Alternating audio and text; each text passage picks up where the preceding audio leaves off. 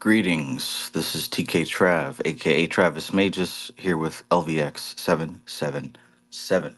Today we continue our book study, Mystical Qabalah by the Dion Fortune, the one and only Dion Fortune. We're on chapter 24, the chapter about Yasod.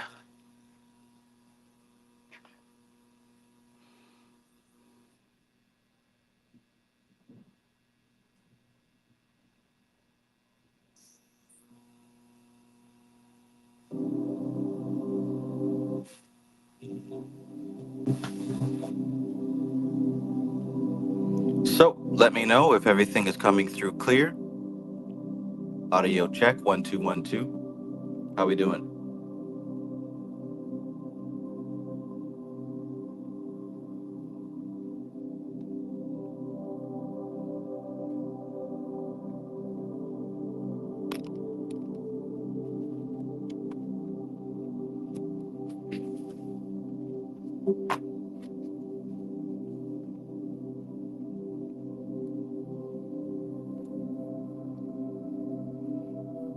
It's been a long time.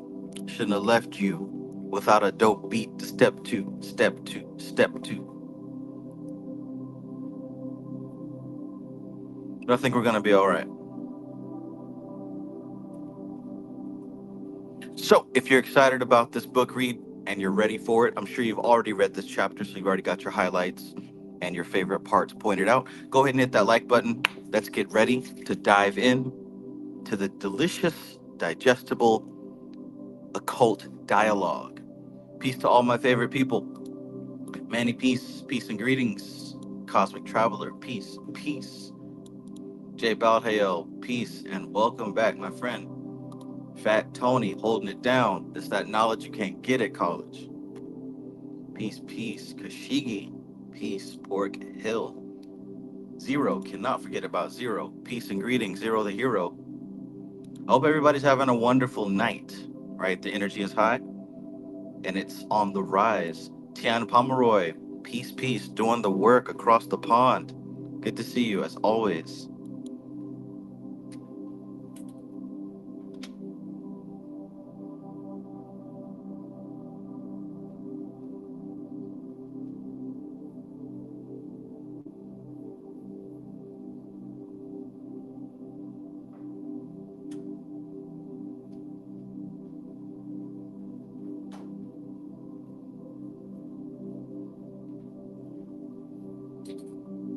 Dub VT, peace and greetings, my friend. Thank you very much. Peace and greetings. Good to see you. Holding it down. Kevin Wise, peace, peace, my guy, peace. Appreciate your support, always, all these years. All right, so we good? We in here? The audio's clear, the visuals are clear. I think we're ready to go. Let's get it cracking.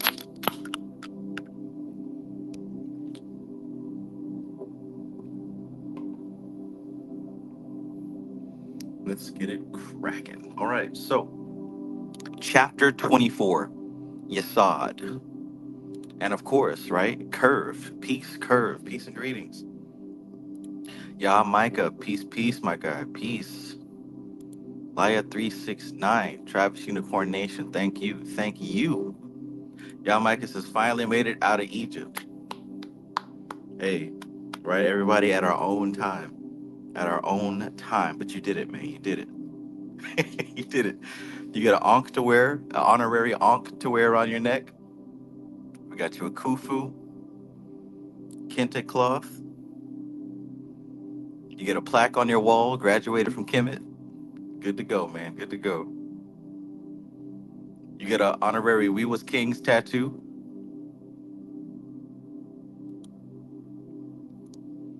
All right. So now that the crew has checked in, let's get this thing going. And can you believe it? We're on time too.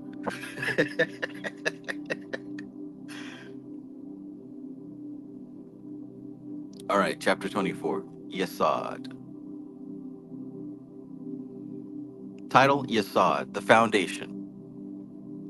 Magical image, a beautiful naked man, very strong. And if you guys recall from the book, what was it, Ladder of Lights, we know what very strong means. And I don't think he's talking about the arm muscles. Situation on the tree towards the base of the pillar of equilibrium. Yetziratic text. The ninth path is called the pure intelligence because it purifies the emanations. It proves and corrects the designing of their representations and disposes the unity with which they are designed without diminution or division. The God name, Shaddai El Chai, the Almighty Living God. Archangel, Gabriel, strong man or hero of God. Order of angels, cherubim, the strong. There's a lot of strong reference here, right? A lot of strong reference. Um, but keep in mind, of course, it's not because the occult is perverted, but because when we deal with these sexual references, we're talking about potency and we're talking about um, manifestation in terms of planting a seed and reaping a harvest. Remember also when you look at the human body where Yasod is, it's located over the sex organs. And also the point of reincarnation is Yasod. So there's a lot to do with sexuality, birth, reproduction in this particular area of the tree.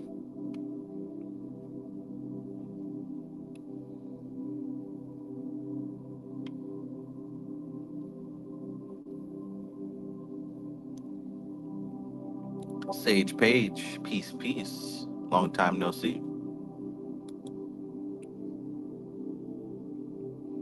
So cherubim, the strong angels. Mundane chakra, Lebanon, the moon.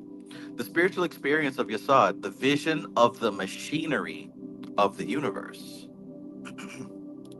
Zero says the Swadhisthana chakra. Exactly, right? Exactly. Virtue, independence. Vice, idleness. Idle hands are the devil's playground. Correspondence in the microcosm, the reproductive organs. Boom. The symbols are the perfumes and the sandals. Sunshine Chick, peace and greetings. Always, always great to see you.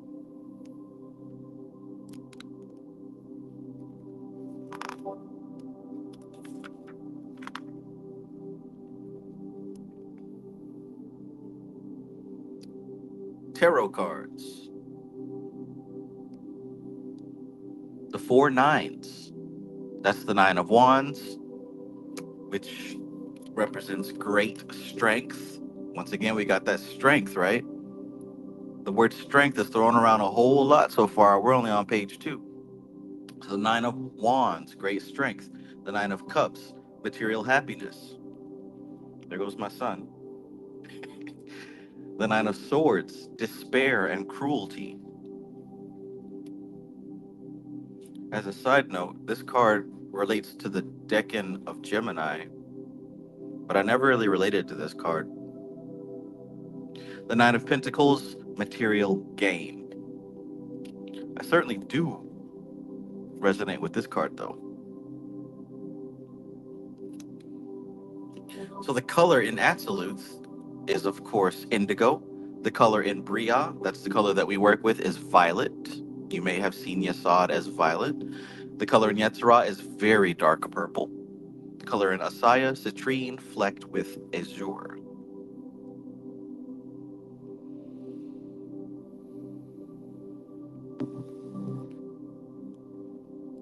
L, peace, peace.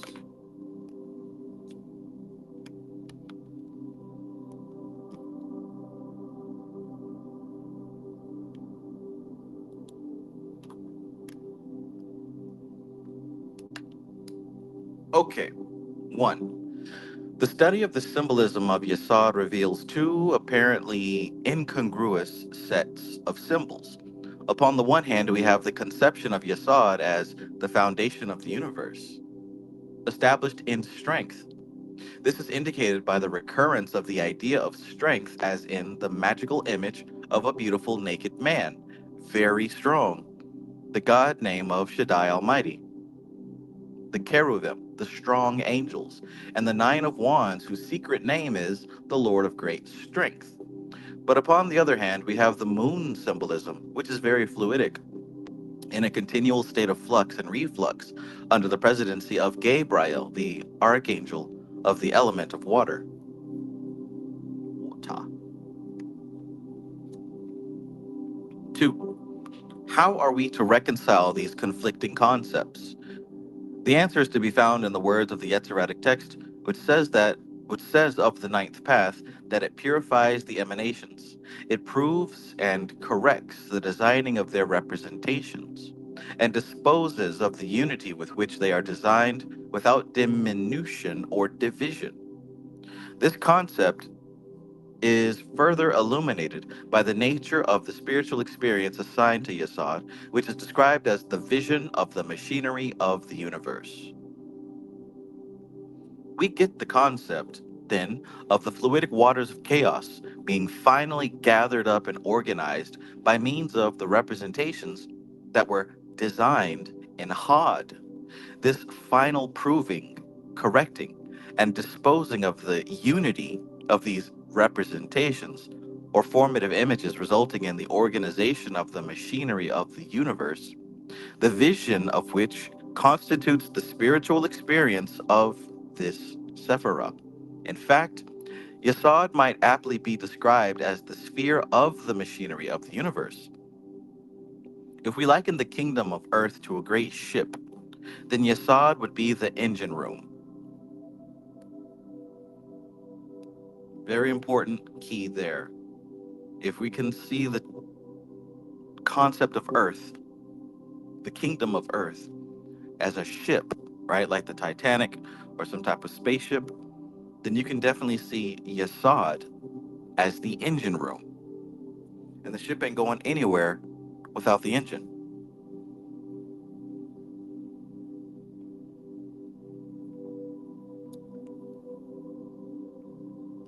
We can do without just about any other part of the ship, but certainly not without the engine.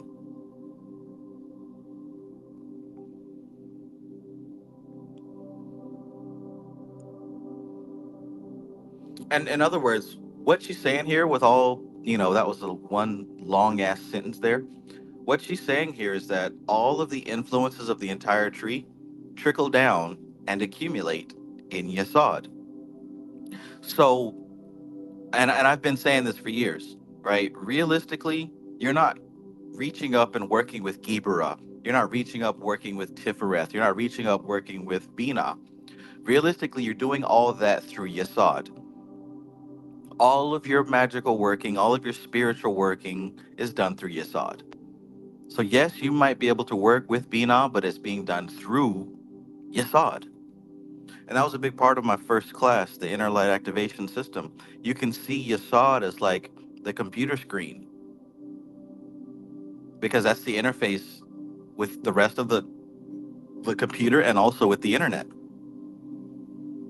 You don't directly touch the internet. You have to use apps to navigate through the internet, right? The machinery of the universe. You're not navigating the universe on your own accord. You have to navigate it through an apparatus. That apparatus is, of course, Yesod. Check.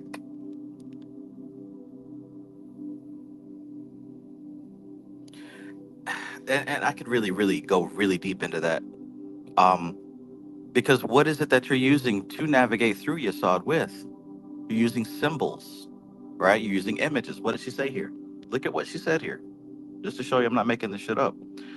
We get the concept then of fluidic waters of chaos finally being gathered up and organized by the means of what? Representations, right? Representations that were designed in Hod, right? This final proving, correcting, and disposing of the unity of these representations, or what? Formative images, resulting in the organization of the machinery of the universe. So, in other words, Yesod represents this keyboard, this screen, right? And you press all the different buttons on the keyboard. These are all your different symbols. I keep telling you to build your library of correspondences. I keep telling you to expand your keyboard so you can be more precise with what you type in and what you seek out, what you access, right? These are the representations that she's talking about. You following? Let's keep going though, because like I said, we can go into that forever.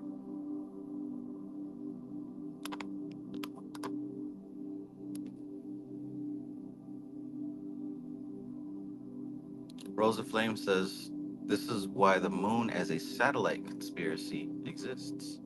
The moon is a satellite.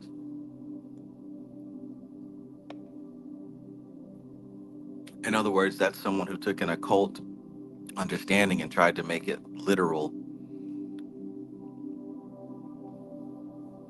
You got to be careful with a lot of these conspiracies and a lot of these theories that people have, because it's not that they're wrong per se, but just like what you just described there, Rose of Flame, someone might take something occult and spiritual, but since they don't really have an understanding of the spiritual plane, they try to make it literal. They try to make it like concrete and earthly.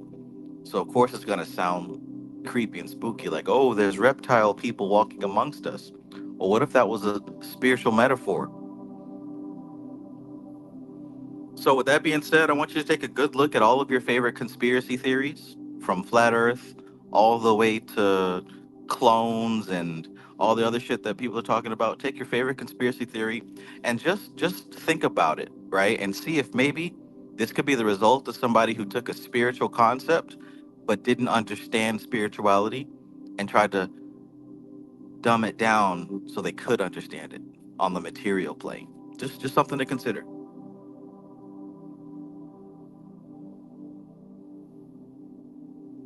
Oh, that's a good one. Yaku. Yamaika says Yakub. Yeah, I'm telling you, take your favorite conspiracies and just think about it. Just think about it. K Harris, peace, peace. Om Gan Ganapata Ye Namaha. Nia Price says, can you give examples of building the library of symbols? Now you know I go over this damn near every video. Build your library of correspondences. So you need to expand how you think symbolically. Expand how you think in symbolic terms, not in terms of words and phrases. So, if you want to understand the sun, you need to gather up a bunch of different symbols that represent what the sun could mean. So, a sun could represent, you could say, you could see the president, right? Why? Because the country revolves around the decisions of that position.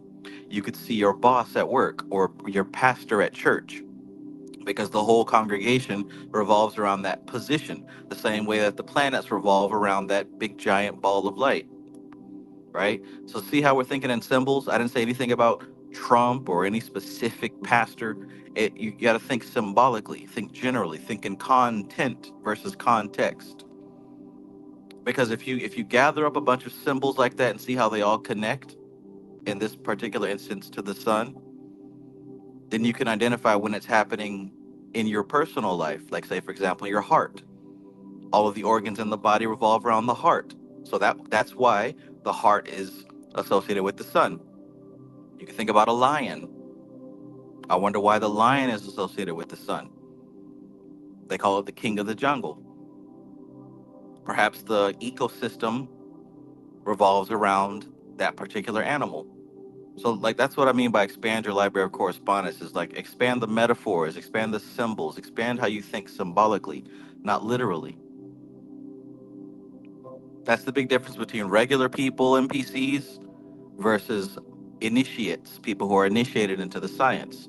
Regular people, NPCs, they only see things surface level and they identify themselves with matter.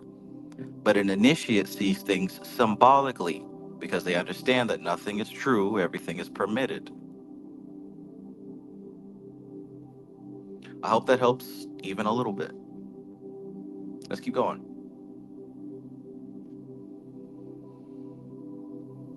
Tian Pomeroy says, the more I build my library, the more I feel like I'm in the computer screen you just spoke about. Yes, ma'am. Yes, ma'am. And what's cool is it's a two-way communication system, Yasad. It's a two-way communication. You're not just reading and receiving. You also put information out. You're also typing with this keyboard, right? You're typing up emails. You're sending stuff and you're expecting to receive. This is where your magic is done. Like I said, this is where all the work is done in Yasad. We're not going to directly touch Gibara. We're not going to directly touch Tifereth. You do it through Yasad.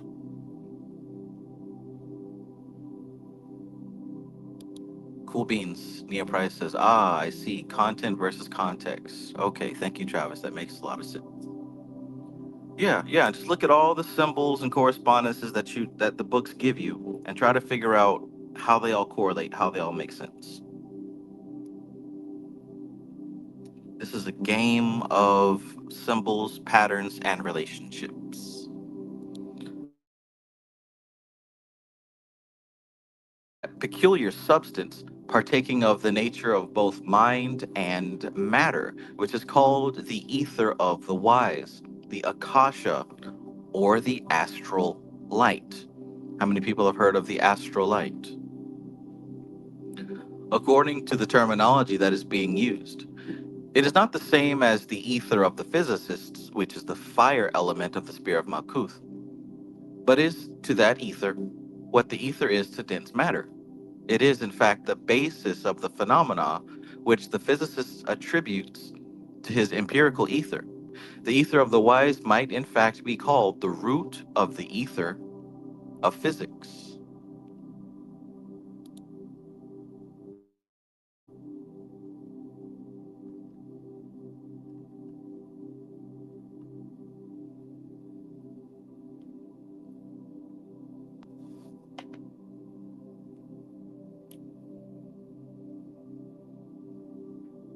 5. The material universe is an insoluble riddle to the materialist because he insists on trying to explain it in terms of his own plane. This is a thing that can never be done in any sphere of thought. Nothing can ever be explained in terms of itself, but only by being resumed in a greater whole. Uh-oh.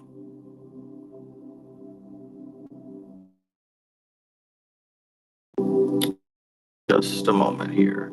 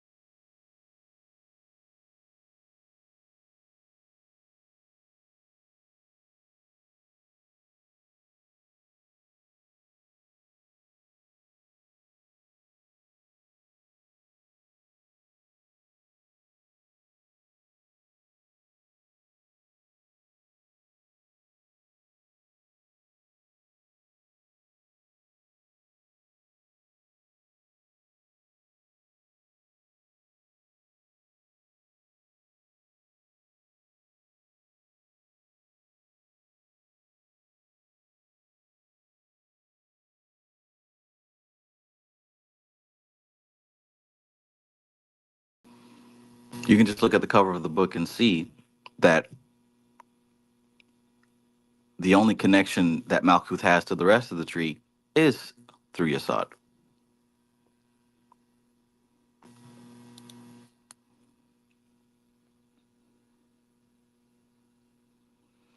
As the Yetziradic text says, it is the function of Yasod to purify the emanations and to prove and correct them.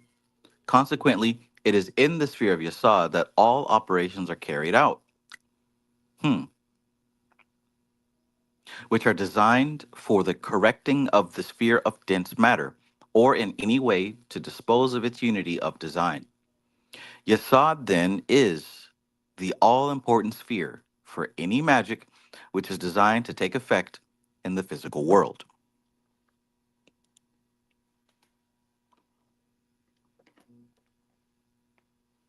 See that?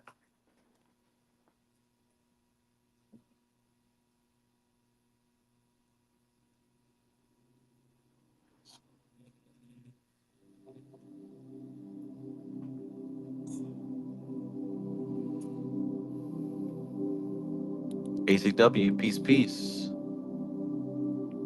Brother Shem L, peace and greetings. Alkalinity Light, peace, peace. Star Lion, peace, peace.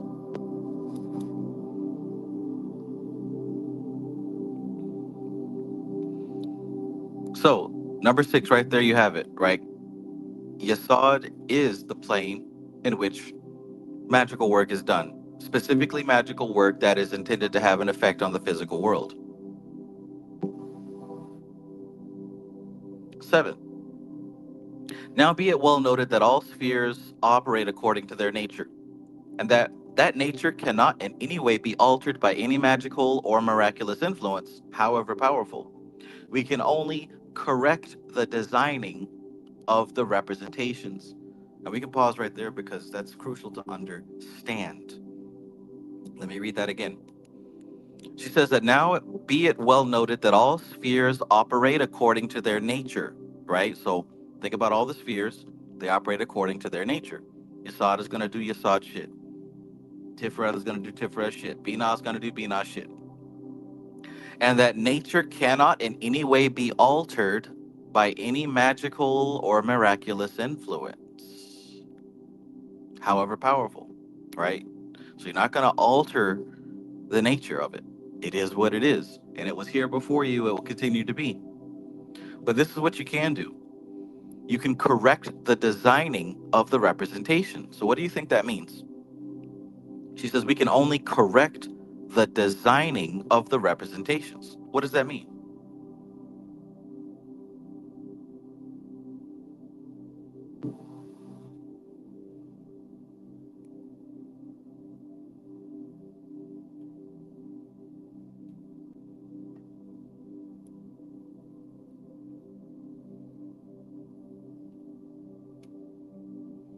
Zero says a better symbolic way to see it. Okay, we can go with that. So essentially what she's saying is that the nature of these cosmic forces are pure and they are as they are. They're not going to change. What you can change is how they filter into your life, right? You can change the symbols through which they affect you. You can adjust the symbols. And here's the thing. It's not even adjusting the physical things. It's adjusting your interpretation of the symbols. See how that works? It's all about your interpretation of these symbols.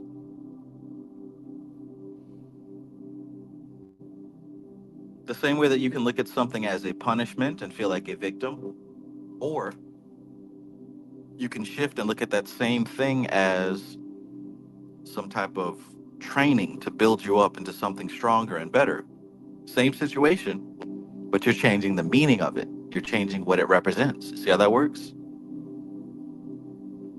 Brother Shimel says shifting perspective. K. Harris says the meaning that you assign to it. Exactly. And I wanted to point that out because this is how you deal with these cosmic forces. You don't just take what's given to you, especially if you don't like it. You adjust how you interpret it, how you channel it, how you filter it. And notice how that's not done in front of a candle. That's done in your imagination, the realm of Yesod. She says that the things represented remain constant. The conditions of the material world cannot, therefore, be arbitrarily disposed of, even by the highest spiritual force, as is believed by those who pray to God to intervene on their behalf, healing their diseases or giving rain upon the earth. Neither can they any more be influenced by the most powerful wizard with his spells. I need you to hear this, right? Because this is going to separate your understanding from Harry Potter to how magic actually works, right? Look what she says. The only approach to Malkuth is through Yesod, and the approach to Yesod is through Had. Let me read that again if you didn't catch it. The only approach to Malkuth is through Yesod. The only approach to Malkuth is through Yesod. But check it out. If you want to go the opposite way, the approach to Yesod is through Had. That's why you've got these paths. The only path to Malkuth is through Yesod. You see that? See the 777 white path? However, if you want to go back up, you've got to go through this channel or even this channel. Why is that?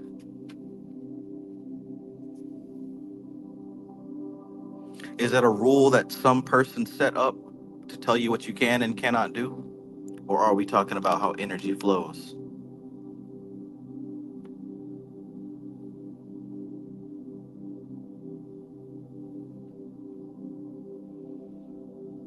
The only approach to Malkuth is through Yesod, and the approach to Yesod is through Had, where the representations are designed. So if the approach through Had is where the representations are designed, the approach through Netzach would be where what? We could say the feelings, the emotions.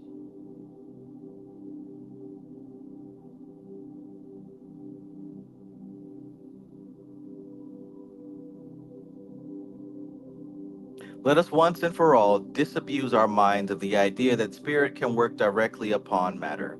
It never does so.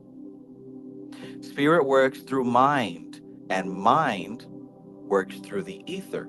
And the ether, which is the framework of matter and the vehicle of the life forces, can be manipulated within the limits of its nature, which are by no means inconsiderable. All miraculous and supernatural happenings, therefore, are brought about by the manipulation of the natural qualities of the ether.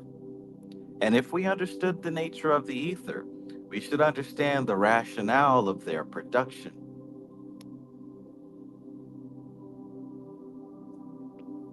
Now, I know that some people probably don't want to hear that because it's more fun to believe in, the anime style with lightning and power beams coming out of your hands.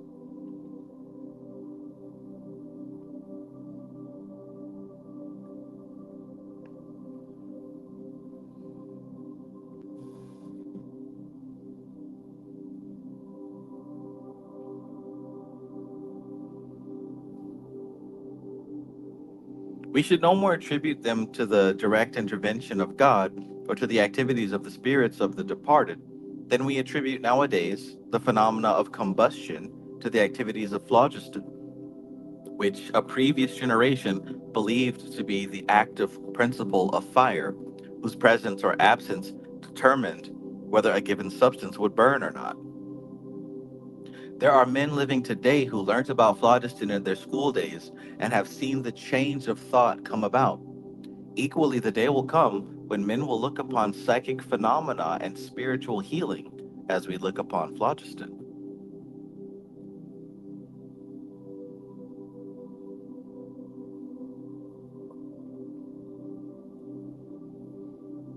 Rosa Flame says, "You guys don't have lightning blasts?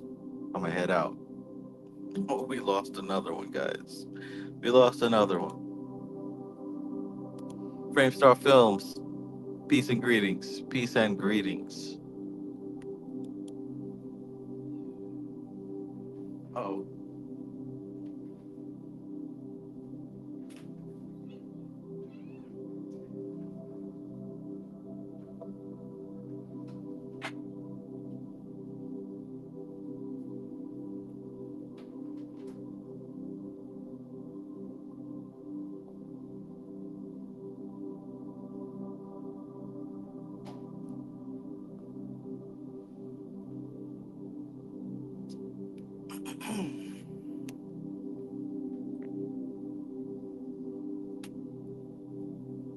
These dang cats had kittens.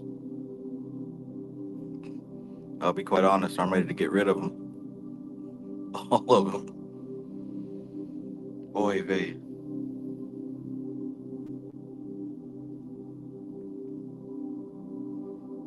What a learning lesson, though. What a learning lesson. The mysteries of birth.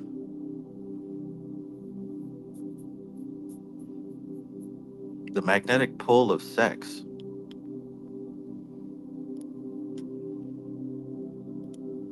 Lie 369 says how many? They had seven. They had seven. The male cat was gray, a lot like Hawkma. The female cat was black, a lot like Bina. And they managed to have seven kittens. I should have known. I should have known.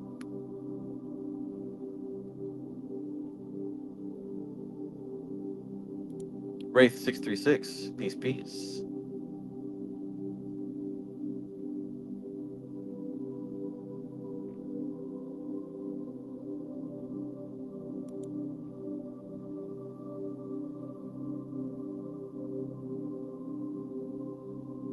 K. Harris says nice. Not nice at all. I hate it. I do not like it. I'm not a fan of it, and I will never do this again. I mean, it wasn't really my. Well, we'll get into it later. But I did see, the attraction of sex, right? We've got these animals who are attracted to each other sexually. The male always wants to jump on the female, and that's what humans do as well, right? It's as if, especially for the male species, the male version of the species, it's as if every single activity is compelled by sex, whether we want to admit it or not. I mean, it's well known that the fact that we want to get the nice jewelry and the cars and the clothes, all of it is to attract sex. So damn near everything we do is for sex. But then you have to look and follow that train of thought, right? Because once sex does happen, the end result typically is the birth of children, the birth of babies. So now the mother has to carry and get swollen up with the child and go through these months of, you know, developing this child and then going through the pain of birth. No matter how much we sugarcoat it, that is not a pleasant experience. The pain of birth, and now you've got this baby or babies, depending on what creature, animal, and it's helpless. And we have to devote all of our time and energy to feeding it and caring for it, keeping it safe. I don't know. I don't know. Before, when I was under the spell of sex, the end result wasn't really a concern. But now I see it. It's like, what is the point of all this? And all creatures of the planet are under this wave, this compulsion to have sex and to reproduce. Is this our choice, or is this merely the programming of Prakriti? Because who benefits from this? Prakriti benefits. Prakriti benefits. But that's a whole nother debate, whole nother topic. I mean, it's kind of related to Yasad, but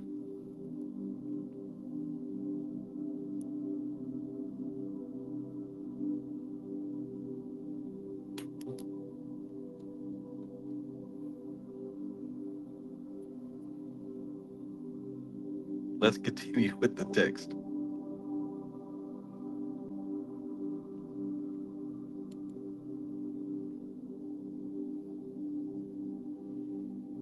I mean, babies are cute. But again, we have to follow it out. Babies grow up. They're not cute anymore. They become adults. And you got to make sure that you've done your due diligence to train them and program them so that they don't make mistakes and behave foolishly. And not to mention the influence of culture. Oh my gosh, it's just so many things. So many things.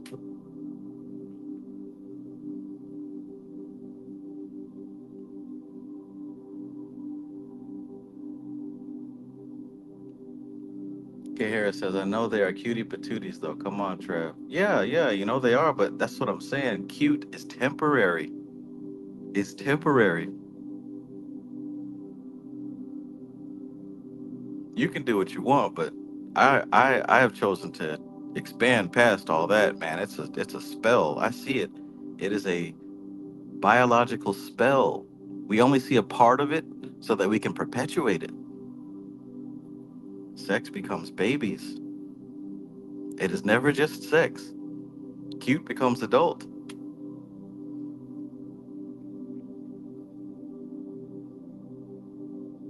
And where is it coming from? It's not my choice. It's coming from the biology. It's coming from the hormones, from the organs. No, sir, no, ma'am. I'm done with that.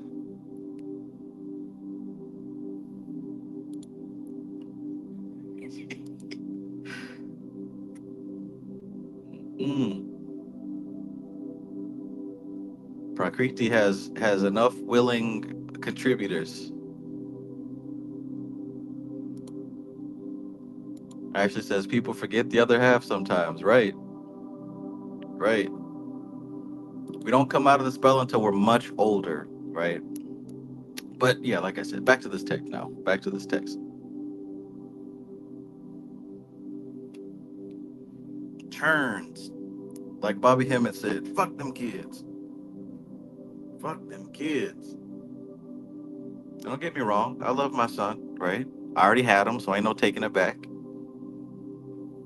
But I ain't doing that shit again.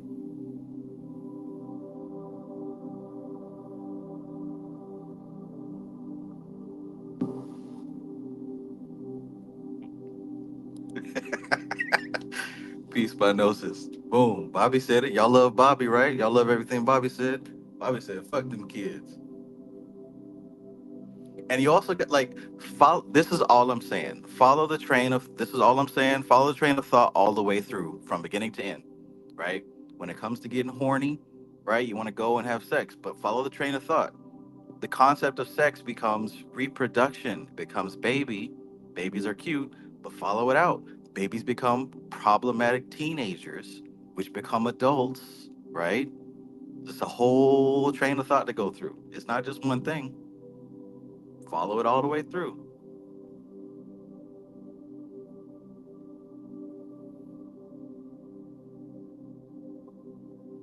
That's all I'm saying.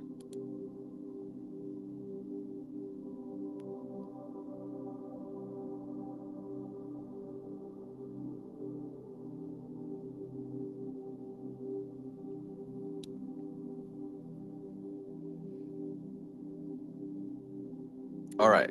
Where were we? Yeah, all right. So this is good stuff, right? I know I kind of got off track a bit, but look at this verse number 7. She's telling you how magic works. How magic works. Oh yeah, that's what I was gonna say. Thank you, G Rob. G Rob says babies keep you active in the system and create attachments. Yeah, that's the point I was trying to get at as well. When we're talking about non-attachment, we're talking about, transcending the situation, especially after you die, right? You got to think about these attachments. One of the biggest attachments is, well, what about my children? What are they going to do without me? What about you know what I'm saying? Like,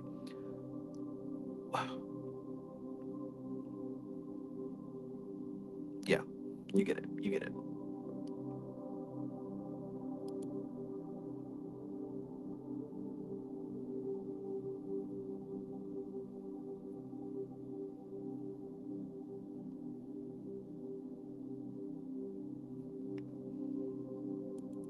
Brother Shamel says condom 7.99, child support $700, 12.18.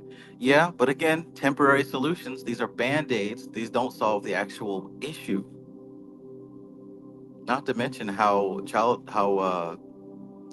what's that stuff called? Birth control affects the human body. All right, but yeah, let's get back to the topic here.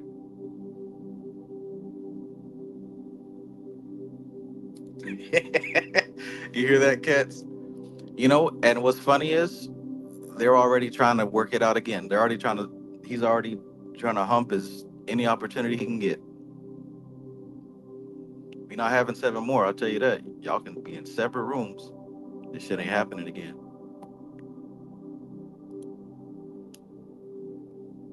All right. So the only approach to Malkuth is through Yasad, and the approach to Yasad is through Had, where the representations are designed. Let us once and for all disabuse our minds of the idea that spirit can work directly upon matter. It never does so. Spirit works through mind, and mind works through the ether. And the ether, which is the framework of matter and the vehicle of the life forces, that's what ether is. Ether is the framework of matter and the vehicle of the life forces. It can be manipulated within the limits of its nature, which are by no means inconsiderable. All miraculous and supernatural happenings, therefore, are brought about by the manipulation of the natural qualities of the ether. And if we understood the nature of the ether, we should understand the rationale of their production.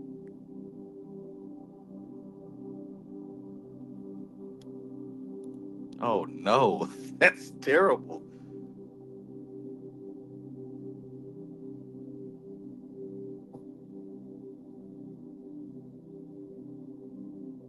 Sunshine Chick says, and be careful, the dad will hump the kittens too. That's a bigger mess. Oh my gosh.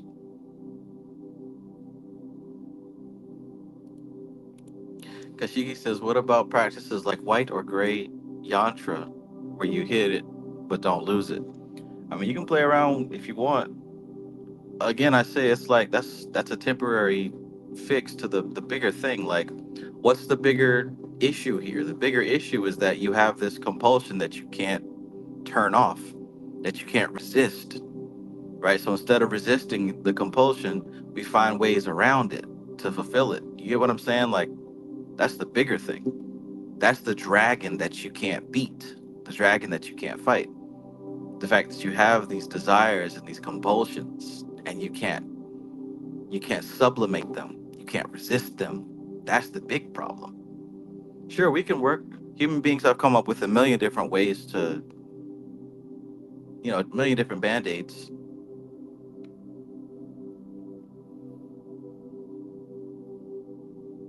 But we're all adults here. You all do what you want to do. I'm not even saying that this is like the number one ultimate magical truth. I think it's pretty close to it, but mm,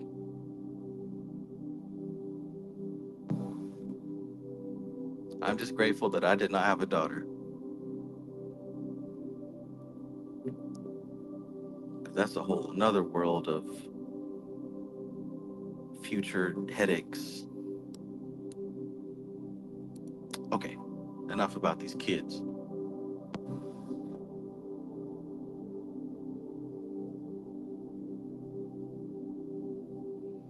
We ended up here at verse number 8.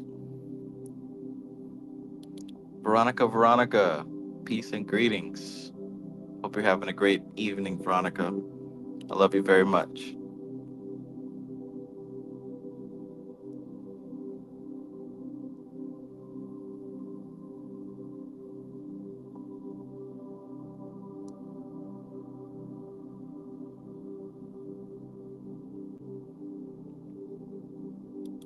But of course, y'all, I'm not the authority of your life telling you what to do. You know that.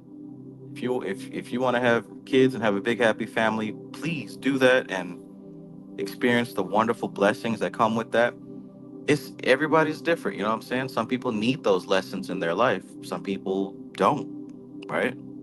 Me, I think I've learned that lesson. I've got my fill of it. I can also see how much of it was programmed from my childhood, right? But if that's what you got to do, then do it.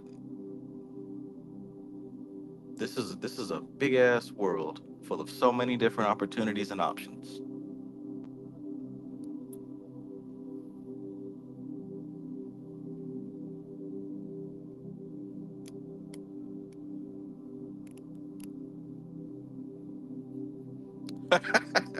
Ray says, "Yes, Travis. Imagine having twin dollars." Hell no.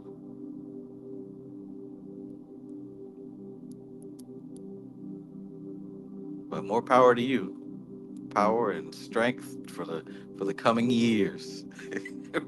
For the coming years.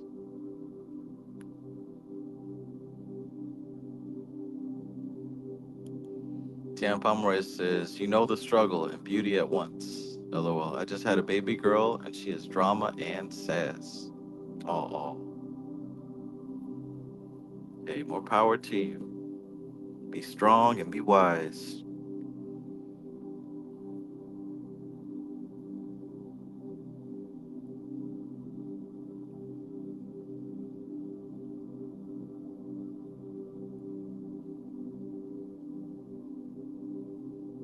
All good. All good.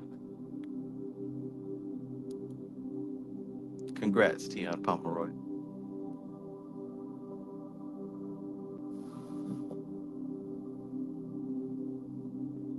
So number 8, Yasad, Mystical Qabalah. Y'all all right? It's almost time for coffee. I'm only on the 8th verse. At the present state, our knowledge, at the present state, or our knowledge, it is not possible to give a very full account of the nature of the Yasodic ether. We can, however, state certain things about it that have been learnt by experience. Much has been learnt by experiments with ectoplasm, which is very close akin to it in nature. In fact, one might describe it as organic ether, in contradistinction to the ether of physics, which is inorganic ether.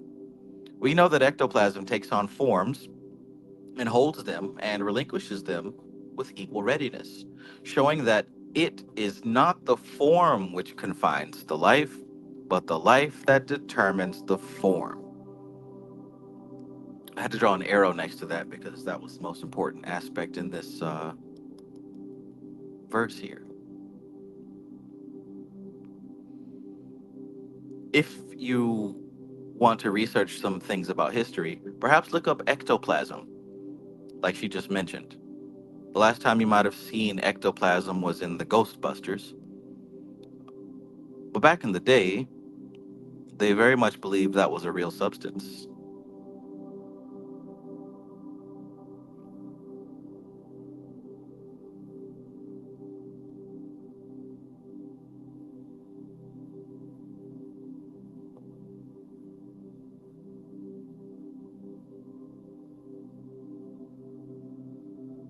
But whether or not ectoplasm is a real thing, understand this, and this is one of the big keys about Yasod. It is not the form which confines life, but life that determines the form. So I want you to think about consciousness and how consciousness comes down the tree and it splits apart and becomes different organisms. Well, understand that the type of consciousness will determine the type of organism it becomes. So there's like a beetle consciousness that comes down and eventually it will become some type of beetle.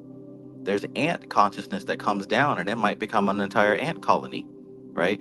There's different types of human consciousness that comes down, and that determines which human and which time period it will manifest. So it's not the form that confines the life, but the life that determines the form. Keep that in mind when you're working with different elementals, when you're working with different spirits, and you start to see um, what shapes they take on, what forms they take on in your imagination and your dreams. Something to keep in mind. The physical form is the end result of something that's already happened.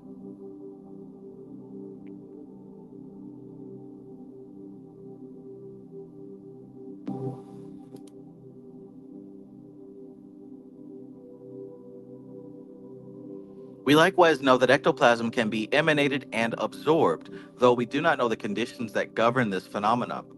Ectoplasm is, in fact, a kind of ethereal protoplasm, and we might conceive of the ether or astral light as bearing the same relationship to ectoplasm as ectoplasm bears to protoplasm.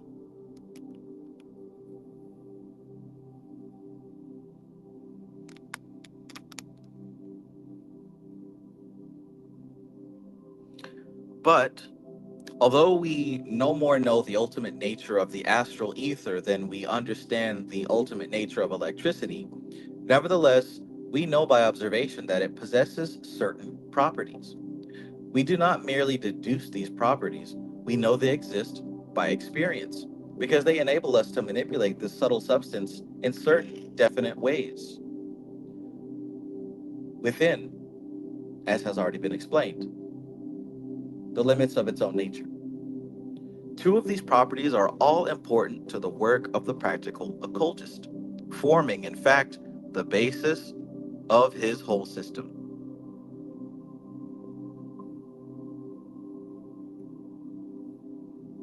Keith West, thank you very much. I appreciate your donation.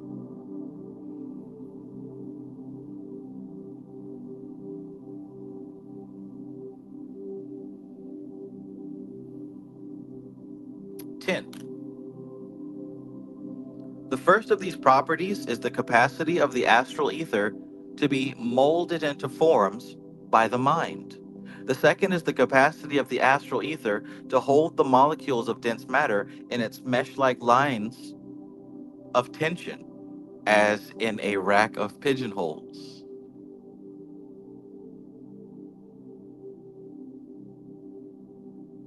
It may be asked, how do we know that the ether possesses these qualities so vital to our magical hypotheses? We answer that the existence of these properties is the only explanation of the properties of living matter and conscious mind. We cannot explain either mind or matter in terms of themselves alone. We cannot explain mind without employing terms of sensation, and we cannot explain living matter without employing terms of consciousness. So remember, as we've talked about before many times, ultimately all of existence resolves into consciousness and matter. Consciousness and matter. And what she's saying here is it's very difficult to describe consciousness without using terms of matter, and it's very difficult to describe matter without using terms of consciousness.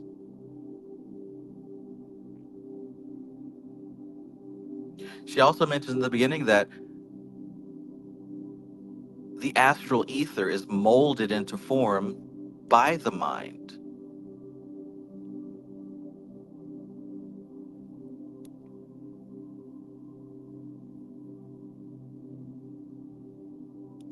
Jojo, peace. Jojo says Dan Winter on YouTube. I remember Dan Winter. Somebody recommended him years ago. Yeah, somebody recommended some of his videos to me. Nuru, it was. Nuru. Nuru recommended some of his videos. At the time, I wasn't really in the state to digest it like that.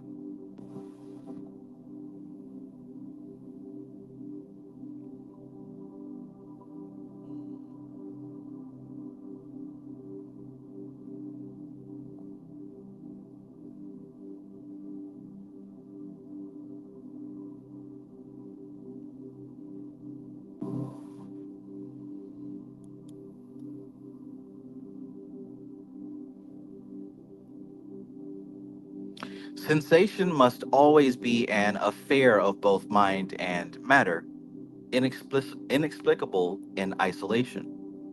To explain neural sensation, we must posit a substance that is intermediate between mind and matter. To understand purposive movement, we equally require the existence of such a substance, that is, which possesses the power to receive and hold the impress of thought and to influence the position in space of the atomic units of matter. Oh my.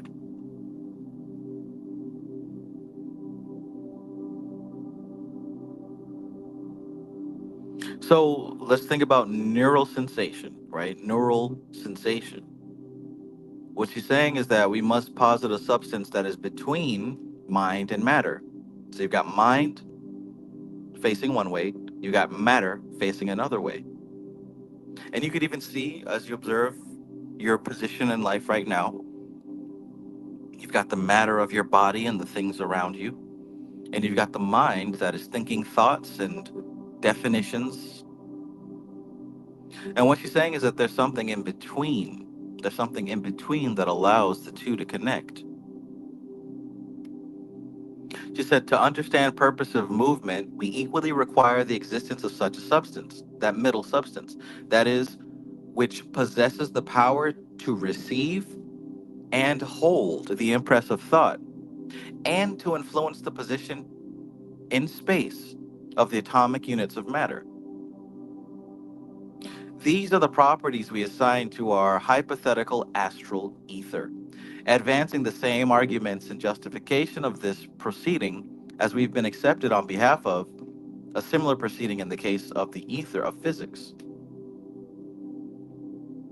We plead precedent for our hypothesis, and if the arguments in favor of the ether of physics are acceptable, it is difficult to see why an ether should not be permitted to psychology. It is an old maxim that hypotheses should not be unnecessarily multiplied, but when an hypothesis such as that of ether has proved so fruitful, we are surely amply justified in experimenting with a similar one in the sister science of psychology. One thing is quite certain: psychology never made any real progress while it limited itself to the materialistic viewpoint and regarded consciousness as an epiphenomenon. That is to say, as an irrelevant and purposeless byproduct of physiological activity. If anything in nature can be called irrelevant and purposeless, let us learn a lesson from coal tar.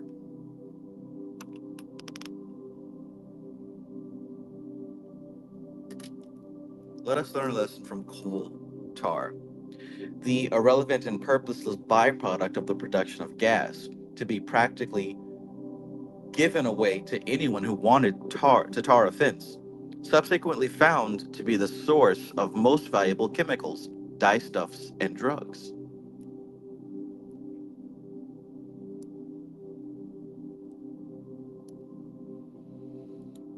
Conjurn, peace. Conjurn says, been reading through Dharana Darshan. I just wanted to thank you for the uploads. Powerful stuff. That is a fantastic text. Fantastically practical text. Not just a good read, but a useful and appropriate read. 11. From the point of view of magic, Yasod is the all-important Sephiroth, just as Tifereth is the functional sphere of mysticism, with its transcendent contacts with the supernal. If the Tree of Life be considered as a whole, it will be seen clearly that it works in triads, the three supernals having their correlatives on a lower arc in Chesed, Geburah, and Tifereth. Anyone who has had experience of practical Kabbalism knows that, for all practical purposes, Tifereth is Kether for us, while we tabernacle in this house of flesh. For no man may look upon the face of God and live. No man. We can only see the Father reflected in the Son, and Tifereth shows us the Father. What came first, the Bible or Kabbalah?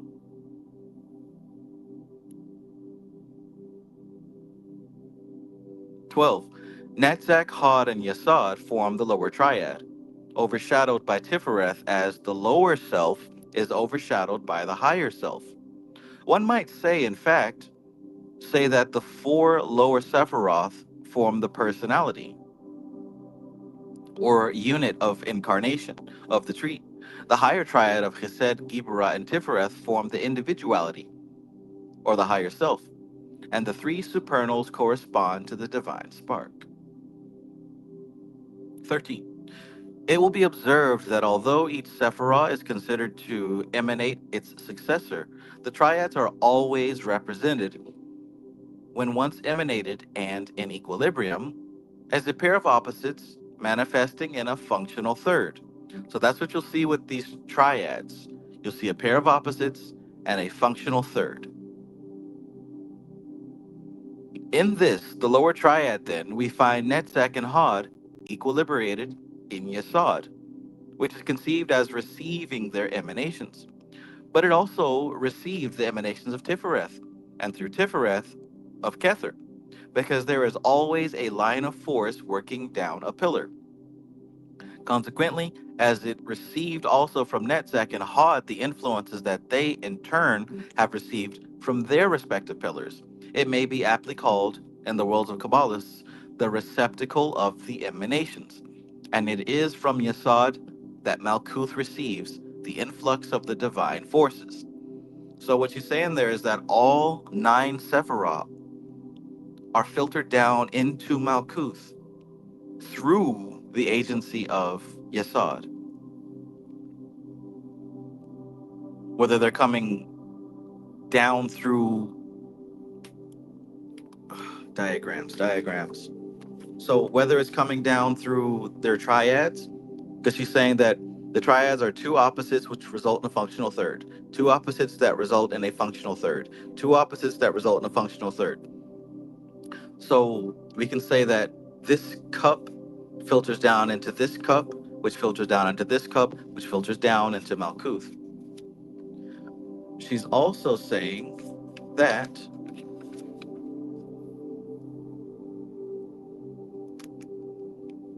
they come straight down as well, from Kether to Tifreth to Yesod to Malkuth, from Hakma Chesed and Netzach into Yesod to Malkuth, Bina Gibra Had into Yesod to Malkuth. So they all filter down into Yesod and then channel into Malkuth. Really, really just driving home the fact that all the work that we're doing on the tree and all the work that we're doing in the spiritual planes, all the spiritual planes, is done through Yesod. It is all done through Yesod.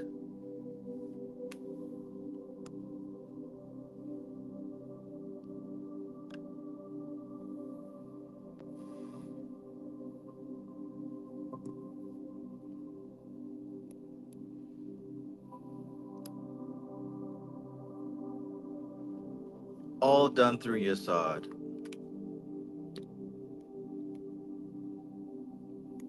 14. Yesod also is of supreme importance to the practical occultist because it is the first sphere with which he makes acquaintance when he commences to rise on the planes and lifts consciousness above Malkuth. Having trodden the terrible 30-second path of the Tao of cross of suffering and of Saturn, he enters Yesod, the treasure house of images, the sphere of Maya, illusion.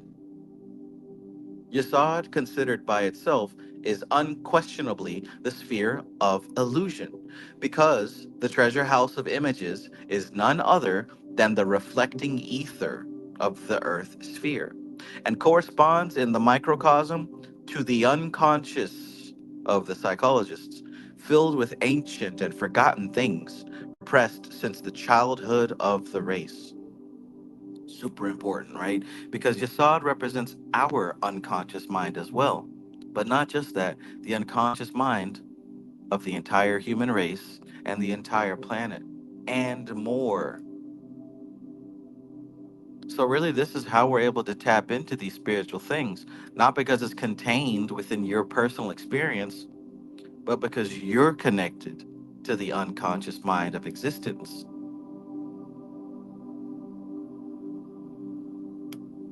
The keys that unlock the doors of the treasure house of images and enable us to command its denizens are to be found in Hod, the sphere of magic. It is truly said in the mysteries that no degree becomes functional until one has taken the next. Anyone who tries to function as a magician in Yesod soon learns his error. For although he can perceive the images in the treasure house, he has no word of power with which to command them. Therefore, in initiation upon the western path, at any rate, I cannot answer for the eastern, not knowing it. The grades of the lesser mysteries go straight up the central pillar to Tifereth, and do not follow the line of the lightning flash. In Tifereth, the initiate takes the first grade of a deadhood, and from there returns, if he so desires, to learn the technique of the magician relative to the personality of the tree. That is to say, the macrocosmic unit of incarnation.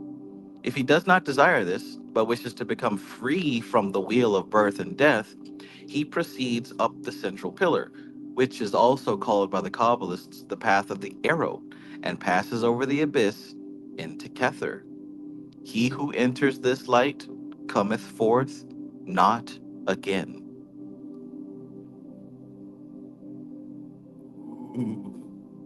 So I wrote a little note right here, page 191. I wonder what that's in reference to. Let's go back to page 191 and see why I wrote that.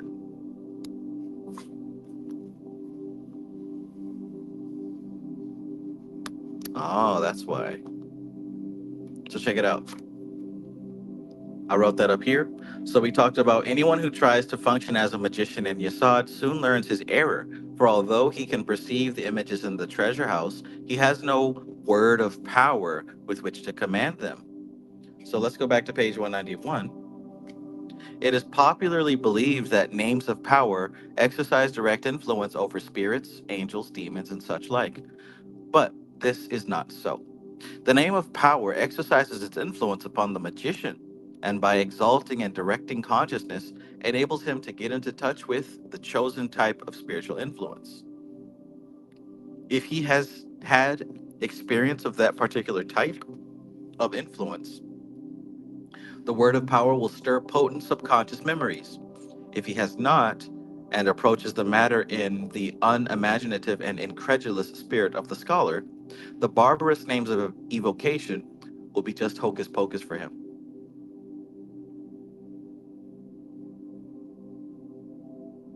Therefore, it is said that, therefore, it is that a definite spiritual experience is assigned to each Sephirah.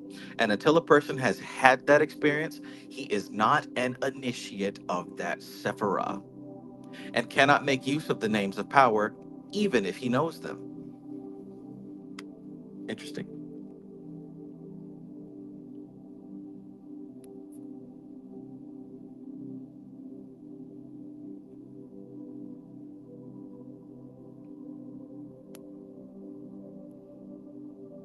There is knowledge and there is experience.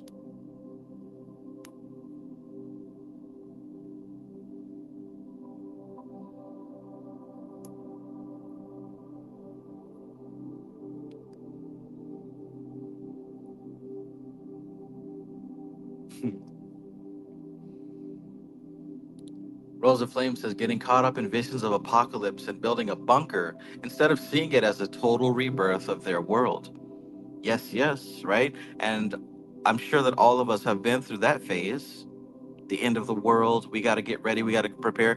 And we see how many other people around the world are stuck there because they don't have the spiritual perspective, the symbolic understanding. Or should I say, the word of power? Mm-mm. Framestar Film says snakes and ladders. A lot of snakes, but not too many ladders. Yes, sir. Too many MCs, not enough mics. Too many cooks, too many chiefs.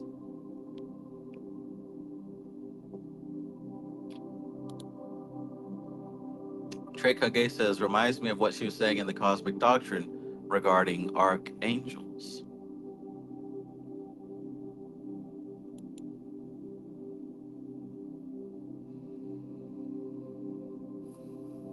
Jan Pomeroy says, yeah, that was a scary phase. Yes, yes, it was. I went through that phase in 2006. I took my brothers with me. Oh my gosh, so paranoid. I went through that shit in 2006. We were talking about the Illuminati and reptilians and New World Order and depopulation. Like, this stuff is old. People talk about it as if it just came out. Like, nah, man, this stuff been going on for a long time. And as you can see, it doesn't happen.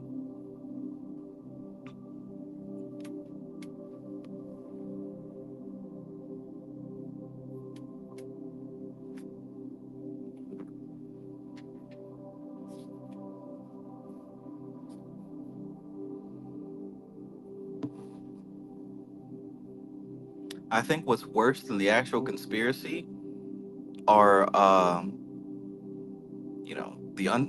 people who happen to be unstable mentally and emotionally and get caught up in this stuff. I think that's worse than the actual conspiracy itself.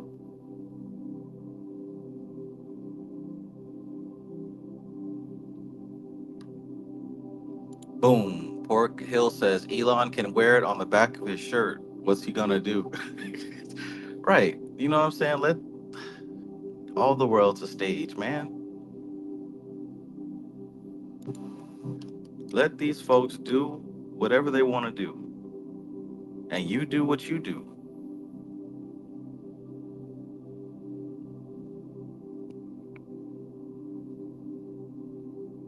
He who enters this light cometh forth not again.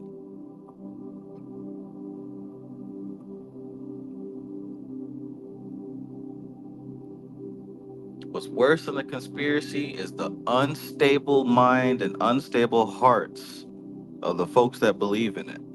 That's worse.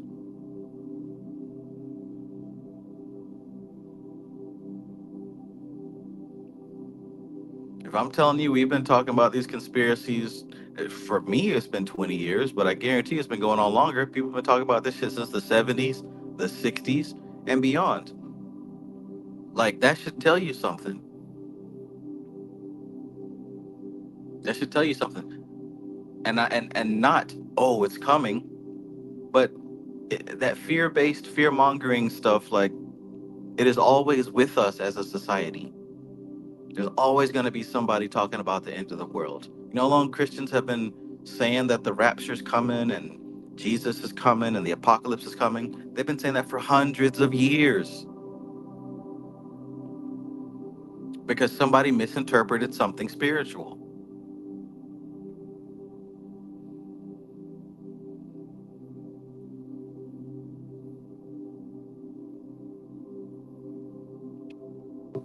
And if you're wise, well, I guess we can't say that, but just notice that some people have even made a business out of the conspiracy, right?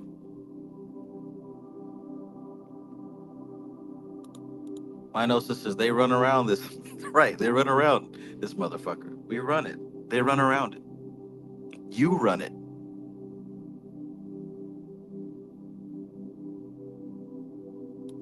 AZW says, remember my pops having Dr. York pamphlets about the end.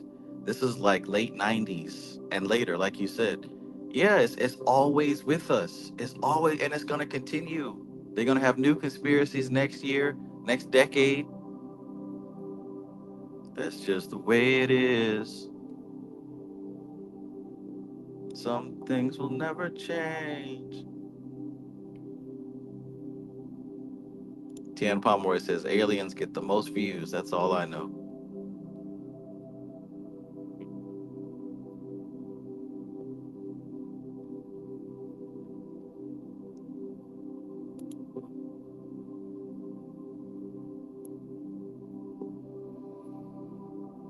Do this breathing technique and get into 5D Earth. Oh, yeah. 15.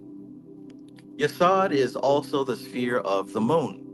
Therefore, to understand its significance, we must know something about the way in which the moon is regarded in occultism. It is held by initiates that the moon separated from the earth at a period when evolution was on the cusp between the etheric phase of its development and the phase of dense matter. Those who are familiar with the terminology of astrology will know that the cusp is that phase between two signs wherein the influence of both is intermingled. The moon, then, has something of the material in its composition, hence the luminous globe we see in the sky. But the really important part of its composition is etheric. Is that why it's see through? Because it was during the phase of evolution when life was developing the etheric form that the moon had its heyday. And for this reason, this phase is called by some occultists the Luna phase of evolution. Those who want to know more of this subject will find it dealt with in the Rosicrucian Cosmo-conception. The Rosicrucian Cosmo-conception by Max Heindel, and The Secret Doctrine by Madame Blavatsky. As the Kabbalists use a different system of classification to the Vedantists, we cannot open up the vast subject of the rays and the rounds in these pages. It must suffice to give dogmatically certain facts known to occultists and indicate where the reader can find further information if he desires it.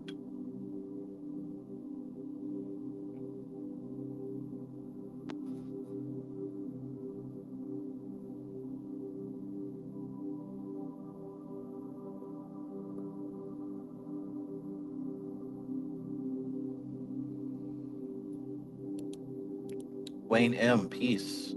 Wayne M. says, last book study, someone mentioned the Eastern teachings, and I said they don't blend well with these studies. I was wrong.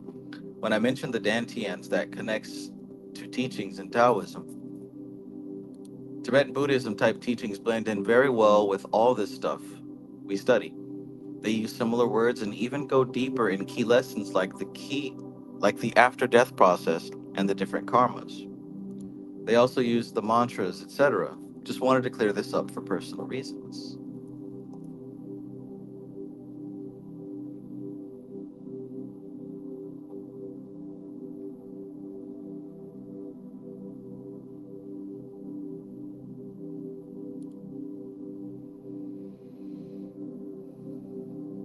'16. The moon and the earth, according to the occult theory, share one etheric double. Though their two physical bodies are separate, and the moon is the senior partner, that is to say, in etheric matters, the moon is the positive pole of the battery, and the earth is the negative one.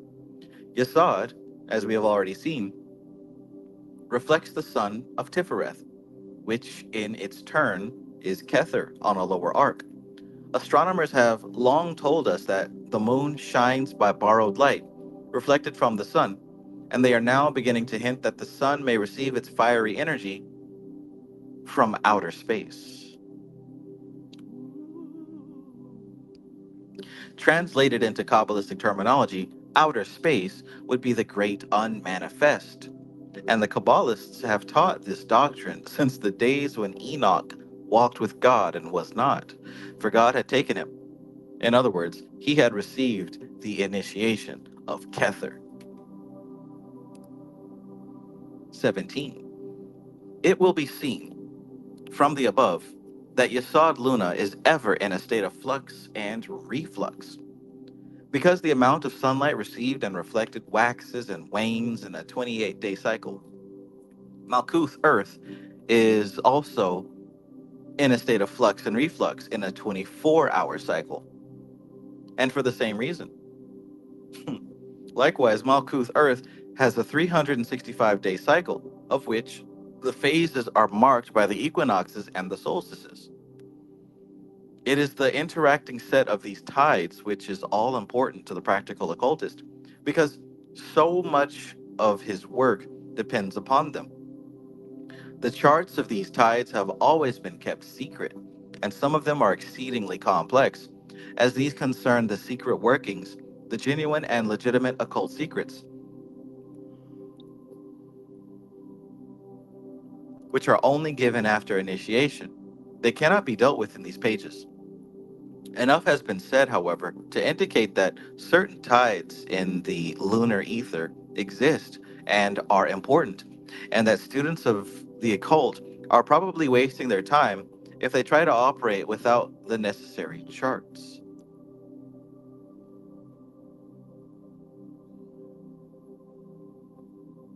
These lunar tides play a very important part in the physiological processes of both plants and animals, and especially in the germination and growth of plants and the reproduction of animals, as witnessed the 28-day lunar sexual cycle of the human female.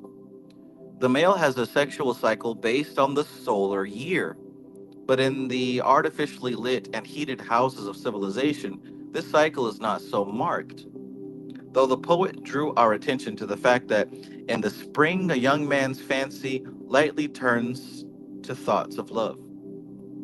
And the reference has been found so apt that it is almost too hackneyed for quotation.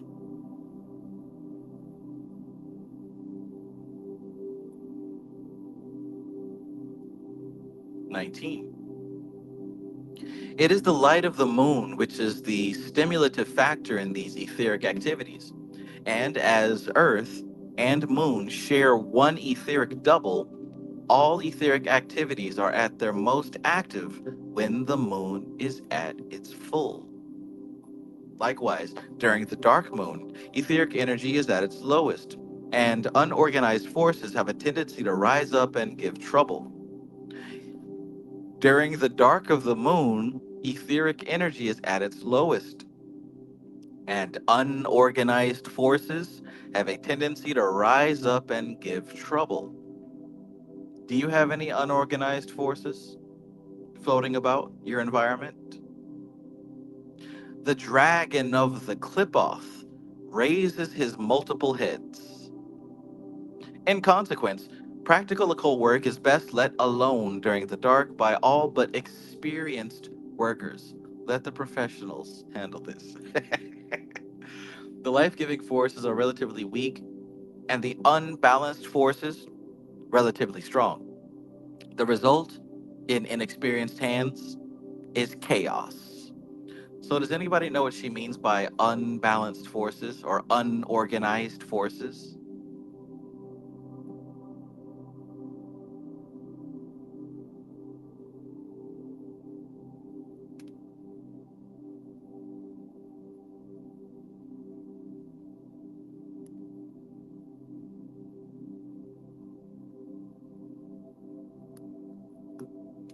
While you answer that, I'm going to get some more coffee.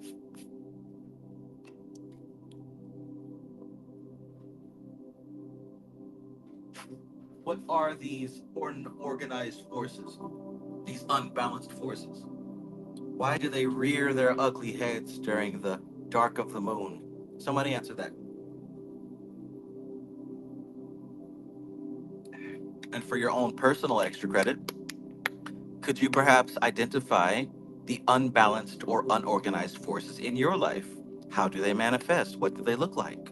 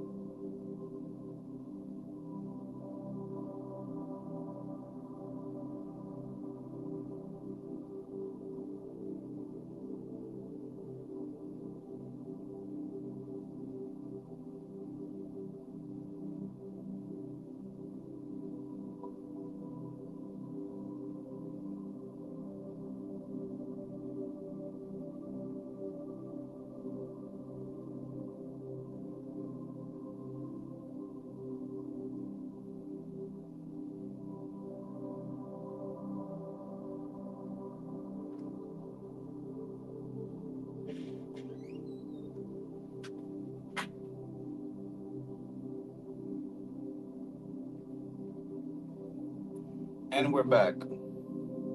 Sparkly coffee. Yummy, yum, yum.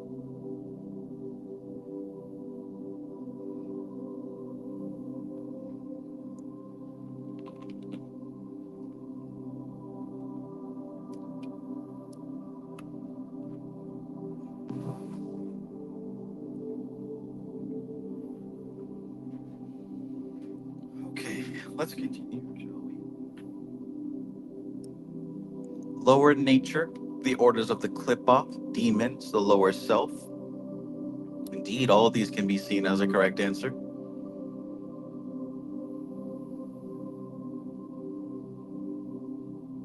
Elementals with bad patterns because of our beliefs and shadows. We can say that as well. Most certainly. Most certainly. Aspects of misdirected consciousness. We'll put it that way.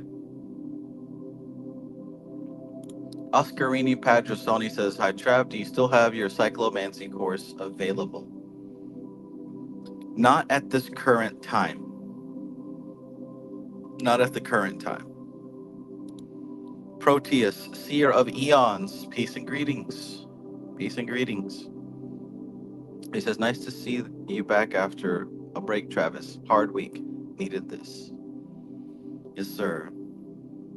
Those hermit energies. I know how it is.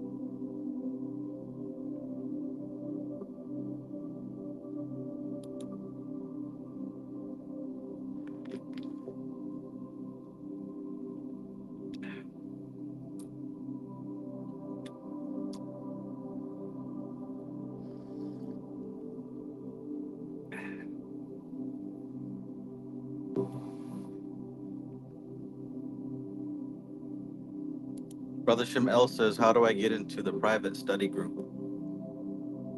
I'm working on a Patreon for that. I'll be sharing more details soon as I get that put together.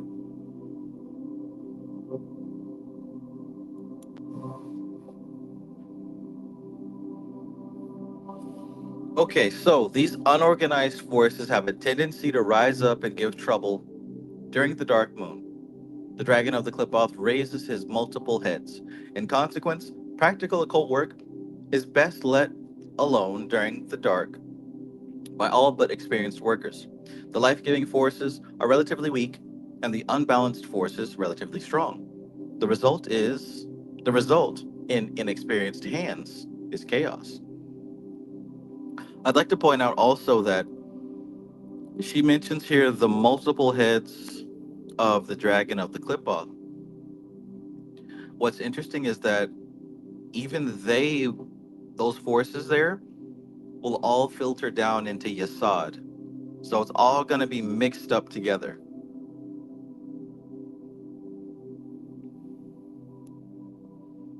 Sometimes when it seems like your ritual isn't going right, or you might be going through a spell of bad luck, or perhaps the dark side of the hermit energy, understand that it's not necessarily that you're doing something wrong, but it very well may be what time it is.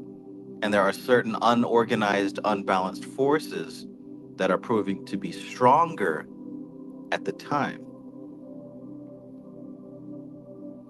A lot of us have a tendency to be very fatalistic and say, "Oh my God, everything's falling apart. It's all over. What did I do wrong?" But sometimes it's not what you've done. Sometimes it's just the timing, and you've got to let the timing pass.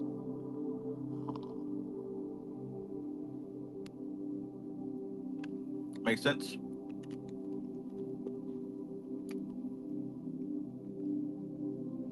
'20. All psychics and sensitives are conscious of the set of these cosmic tides. Yes. And even those who are not avowedly sensitive are affected by them far more than is generally realized, especially in illness when the physical energies are low. If you recall, like for example, the video that I did yesterday about how to fail this 9 year, videos like that, and also like when I do tarot readings, It's really about me tapping into these cosmic tides. I like to think of it as like the psychic weather. You know how you've got the weather channel and the forecaster goes on and tells you, oh, it's going to rain or it's going to be sunny. Well, there's something like that happening in the astral plane as well. There's like a psychic weather that's going around that affects a lot of people at once. And when you're able to tune into that, tap into that, you can kind of get somewhat of a not just a forewarning. You can also kind of see what's happening now and also see what's on the horizon. Those of you who, that's why I keep saying like you should be developing your psychic senses, because in doing so, you get more sensitive to these tides naturally.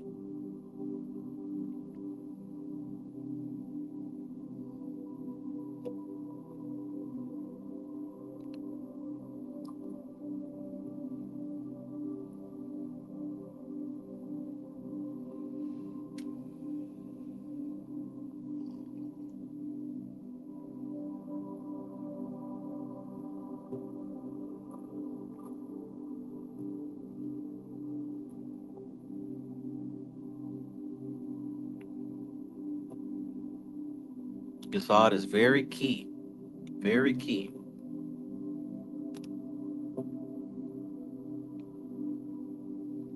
Not a great deal can be said concerning Yasad because in her are hidden the keys of the magical workings. We must therefore content ourselves with elucidating the symbolism in a somewhat cryptic form, though he that hath ears to hear is at liberty to use them.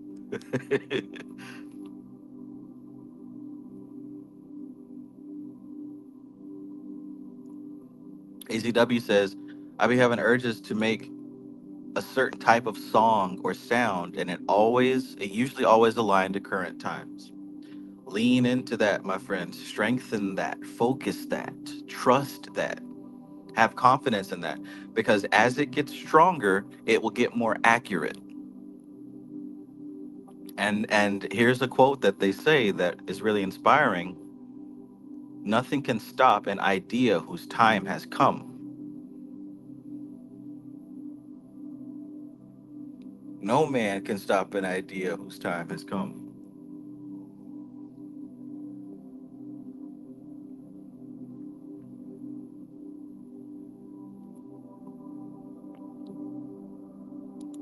Laya369 says cyclomancy reading of book audio was helpful on YouTube.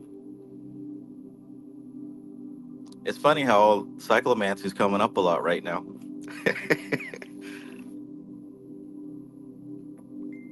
I'd have to say that cyclomancy is probably how I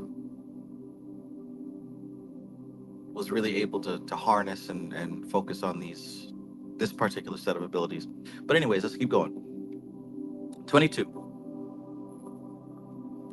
22. We have already noted the curious two-sided nature of Netzach and Hod, the magical image of Hod being a hermaphrodite, and Venus, Aphrodite, sometimes being represented among the ancients as bearded. Bearded Venus? What?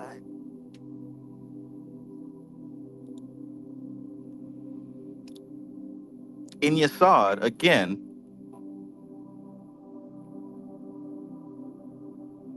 we meet with this dual symbolism, and yet again, as we shall see presently in Malkuth, this indicates clearly that in these Sephiroth belonging to the lower levels of the tree, we must very definitely recognize a form and force side in each one. Boom. So when she talks about a hermaphrodite, she talks about a bearded Venus. She's talking about laws being changed. She's talking about force and form. She says that this indicates clearly that in these Sephiroth belonging to the lower levels of the tree, we must very definitely recognize a form and force side in each one. This comes out very clearly in both Yasad and Malkuth, to which both gods and goddesses have to be assigned.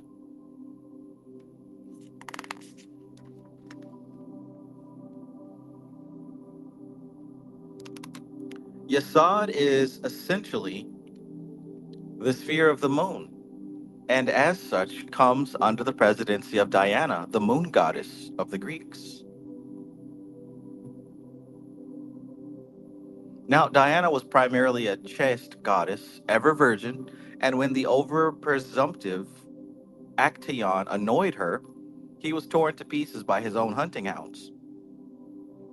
Diana, however, was represented at Ephesus as the many breasted and regarded as a fertility goddess.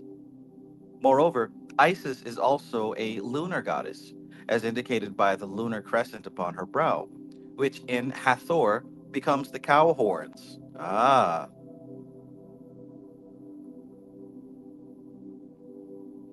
the cow being among all peoples the especial symbol of maternity.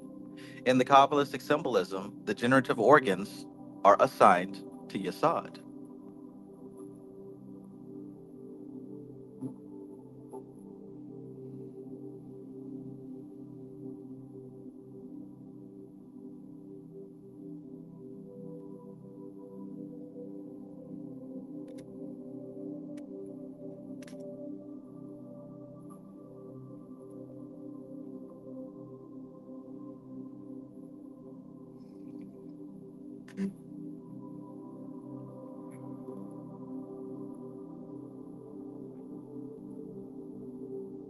24. All this is very puzzling at first sight, for the symbols appear to be mutually exclusive. Carried a step further, however, we begin to find connecting links between the ideas. 25. The moon has three goddesses assigned to her: Diana, Selene or Luna, and Hecate, the latter being the goddess of witchcraft and enchantments, and also presiding over childbirth. 26.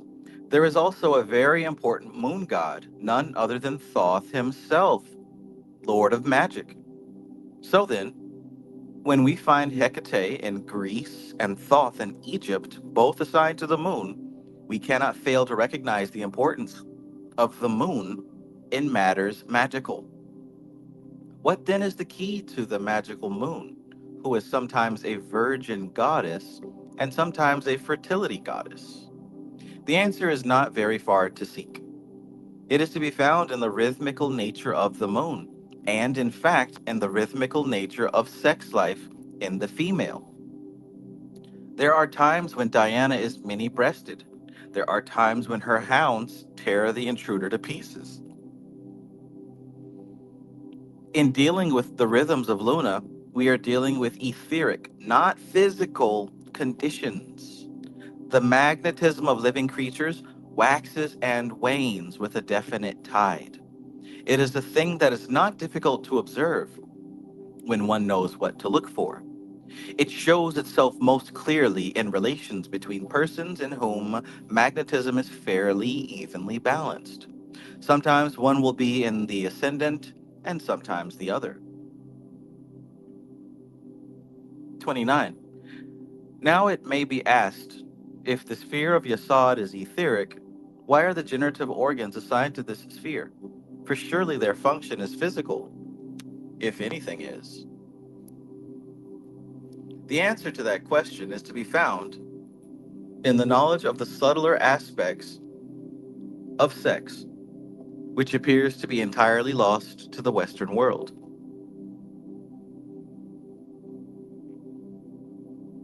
It cannot be entered upon in detail in these pages, and it must suffice to point out that all the more important aspects of sex are etheric and magnetic.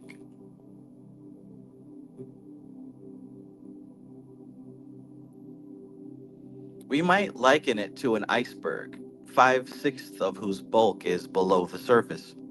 The actual physical reactions of sex form a very small proportion, and by no means the most vital portion of its functioning.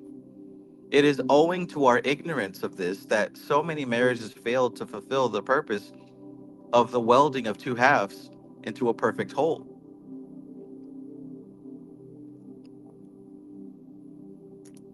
We take no account of the magical side of marriage, despite the fact that the church classes it as a sacrament.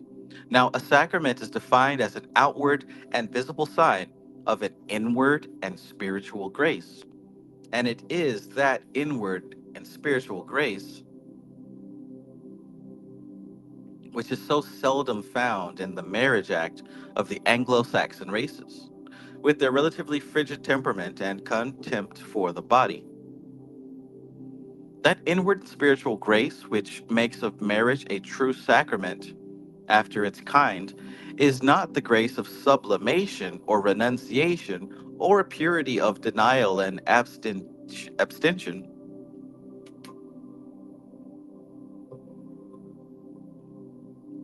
It is the grace of the blessing of Pan in the joy and natural things so beautifully expressed by Walt Whitman in his poem series, Children of Adam.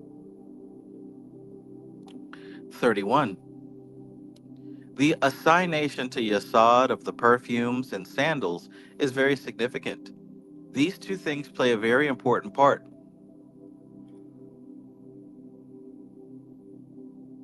in magical operations.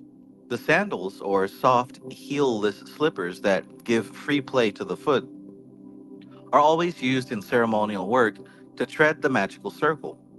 They are as important a part of the equipment of the practical occultist as his rod of power. God said unto Moses, put off thy shoes from off thy feet, for the place whereon thou standest is holy ground. The adept makes holy ground for himself by placing upon his feet the consecrated sandals. The floor cloth of the appropriate color and marked with the appropriate symbols is also an important piece of lodge furniture. It is designed to concentrate the earth magnetism used in the operation in the same way that the altar is the focus of the spiritual forces. Through our feet, we pick up the earth magnetism, and when that magnetism is of a special kind, we use special slippers that shall not inhibit it.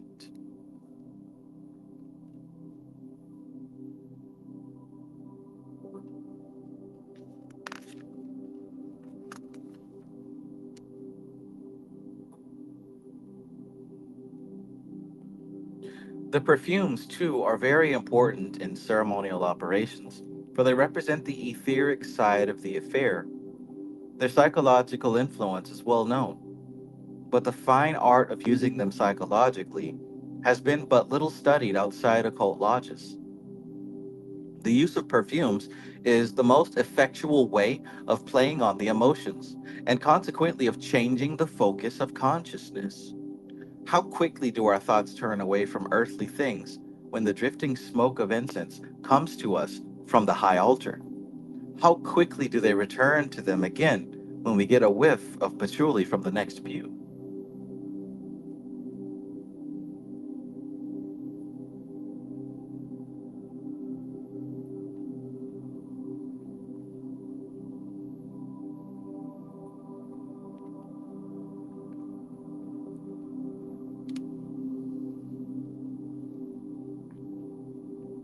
And finally, verse number 33. You know, she got to mention the tarot cards at the end. And in the four tarot cards assigned to the Sephirah, how clearly do we see the workings of the etheric magnetism appearing? There is great strength when we are on the earth contacts and blessed of Pan. There is also material happiness. In fact, without the blessing of Pan, there can be no material happiness because there is no peace of the nerves. On its negative side, however, are to be found the depths of despair and cruelty. But with the earth contacts firm under our feet, there comes material gain because we are adequate to deal with the material plane.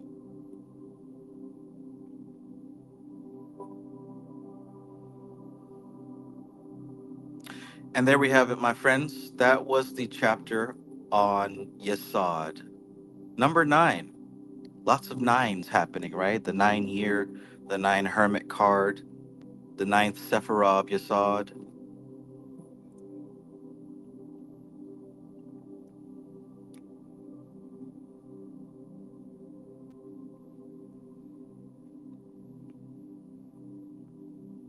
The time is currently 9:55.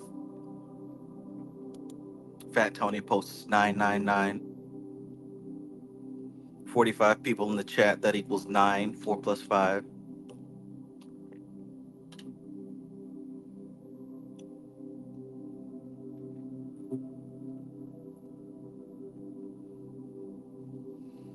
If you didn't get anything else, please understand that Yasad is where you're going to be working your magic. I mean, it's already where you do. It's already where everything is worked. All of the influences of the tree filter down into Yasad, and that's how they get to Malkuth. So it's all done through Yasad. Understand that. So keep in mind the correspondences of Yasad, the sexual organs, the machinery of the universe, the engine of spaceship Earth, the ether, right? The Akash, the fifth element, because if Malkuth represents the four, then Yasad is the hidden fifth.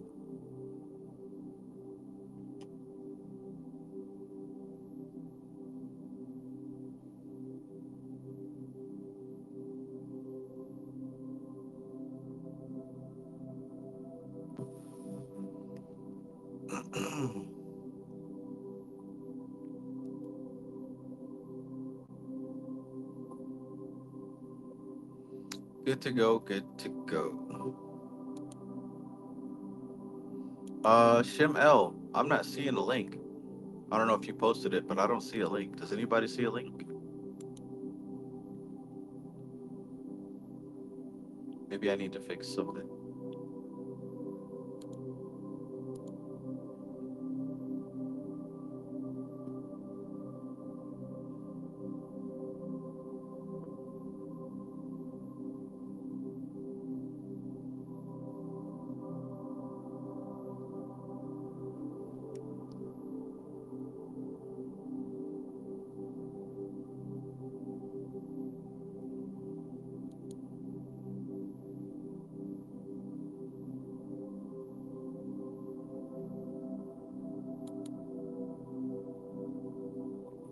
Zero says this matches perfectly with your last video and the keys you gave us to keep our sexual energy and cut the energy parasites.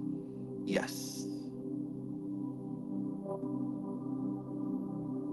Brother Shim L, you, there might, I might have to post it. Oh goodness. Maybe you can send it to me on Instagram or something, and I can post it from there.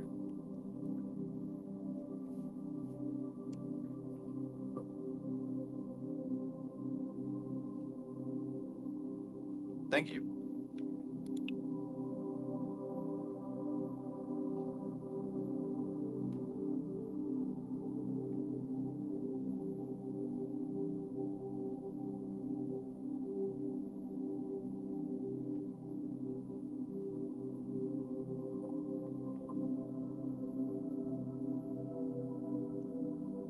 Alkalinity Light says you said Pan is a spirit for material gain.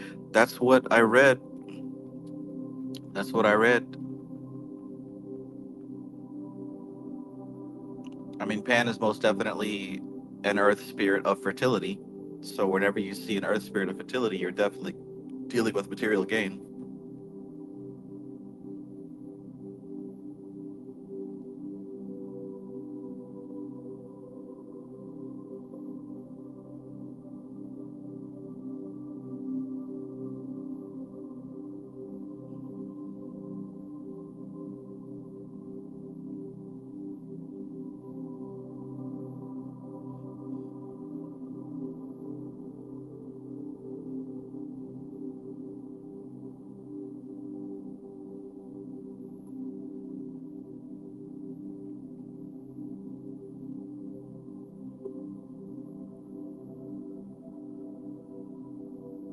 There we go.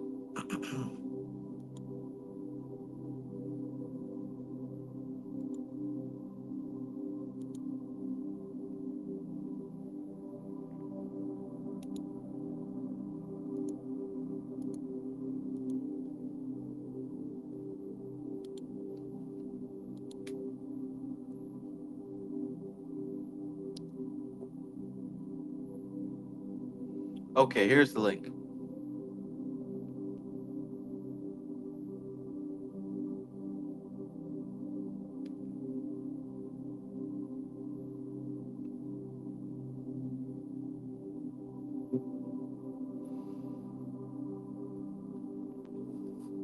All right, so most certainly, Yasad. This is the place that you want to focus on when it comes to dealing with causing change in the material plane.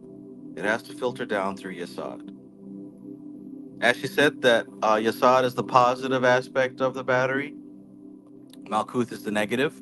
So what that means is, like I said yesterday, you want to use the Earth as your laboratory, as your anchor, right? You want to have the physical correspondence to the Yasad aspect.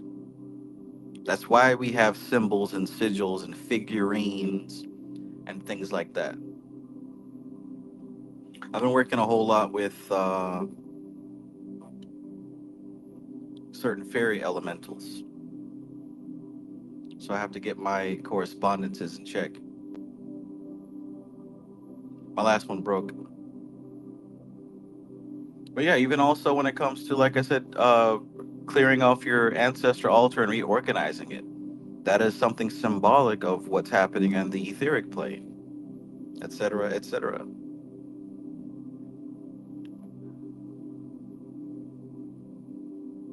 Okay, so I hope that gives you something to stimulate your mind so that you can come up with answers, solutions,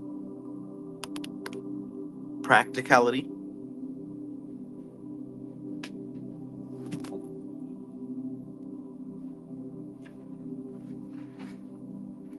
And also, if you are a member of my elemental magic course, I recently posted a post in the feed. I'd like to ask you to go and respond to that post. I'm asking you a question as far as some of your feedback.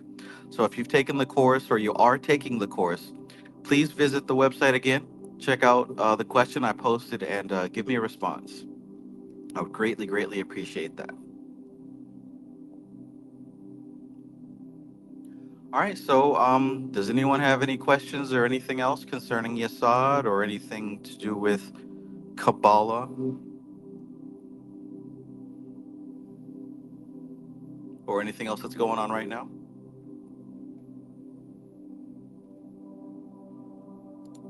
Alignment. I like it.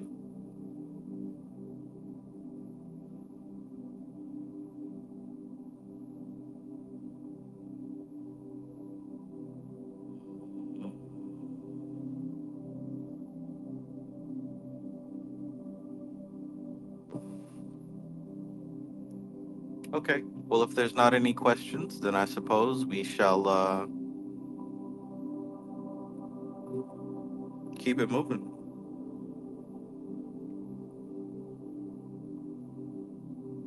Life is beautiful.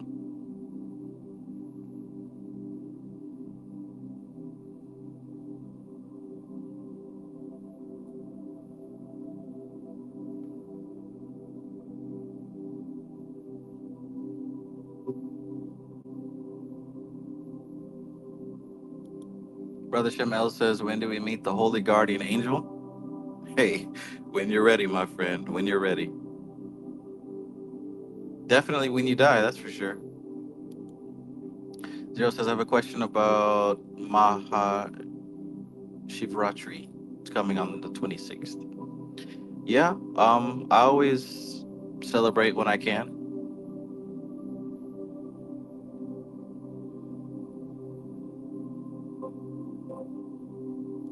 Peace out, Fat Tony. Have a good evening, Laya369. Peace, peace, K. Harris. Peace, Rose of Flame.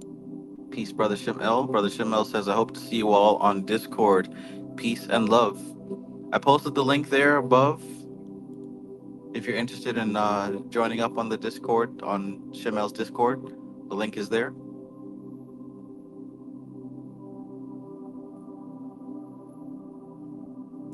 Curve says back to hermit mode. Trav, thanks again. My pleasure. My pleasure. Keep going. Nia Price says thanks for opening doors. Liar 369. No ma'am, Pam. No ma'am. No more for me.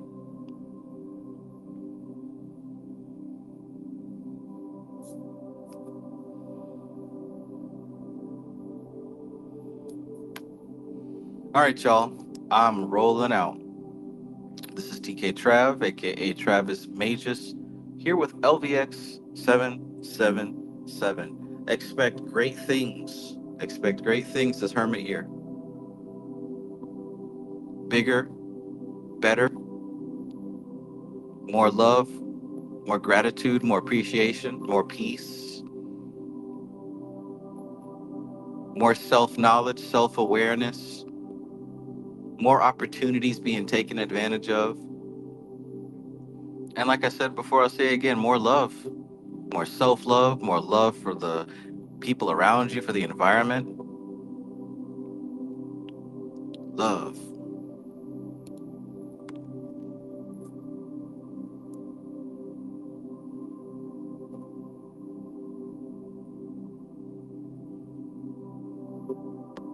I love you. Peace.